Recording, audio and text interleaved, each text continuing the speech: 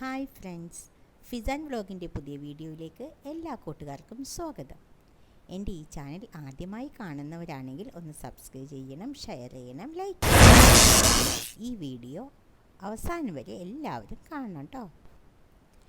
Adenium പ്ലാന്റ്സിന് ഇതുപോലെ പൂക്കളുണ്ടാവാനായിട്ടുള്ള അടിപൊളി ടിപ്പുമായാണ് ഞാൻ ഇന്ന് വന്നിരിക്കുന്നത്.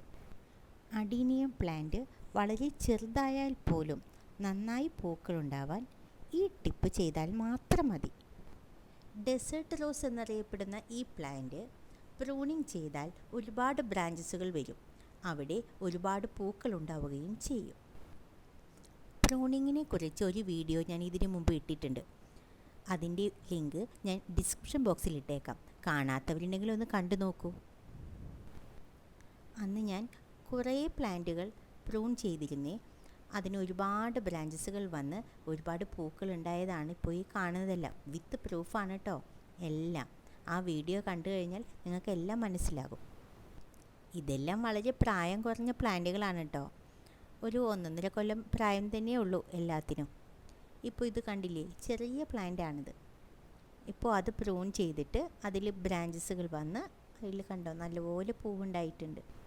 പിന്നെ ഈ പ്ലാന്റിന് പ്രത്യേകം ശ്രദ്ധിക്കേണ്ടത് സൂര്യപ്രകാശമാണ് കേട്ടോ. സൺലൈറ്റ് നല്ലപോലെ ആവശ്യമാണ് ഈ പ്ലാന്റിന്. അതുകൊണ്ട് സൂര്യപ്രകാശം നല്ലപോലെ കിട്ടുന്ന സ്ഥലത്ത് വേണം ഈ പ്ലാന്റ് വെക്കാനായിട്ട്. പിന്നീട് വേണ്ടത് വെള്ളമാണ്. വെള്ളം ഒരുപാടൊന്നും ഇതിന് ആവശ്യമില്ല. പോട്ടിൽ നനവില്ലെന്ന് തോന്നിയാൽ മാത്രം കുറച്ച് വെള്ളം ഒഴിച്ചു കൊടുക്കുക, അത്ര തന്നെ. ഇതിൽ കണ്ടോ ബൾബ് പോലെ ഒരു ഇത്, അതിൽ വെള്ളം ഇവർ സ്റ്റോർ ചെയ്ത് വെക്കും. ഇപ്പം നമ്മൾ വെള്ളം ഒഴിച്ച് കൊടുത്തിട്ടില്ലെങ്കിൽ തന്നെയും അതിൽ നിന്ന് വെള്ളം അവർ ആവശ്യത്തിന് എടുത്തുകൊള്ളും. ഈ പ്ലാന്റ് പ്രൂൺ ചെയ്തിട്ട് 2 ബ്രാഞ്ചസുകൾ വന്നിട്ടുണ്ട്. അതിലിതിപ്പം മുട്ടുണ്ടായതും കാണാൻ പറ്റും.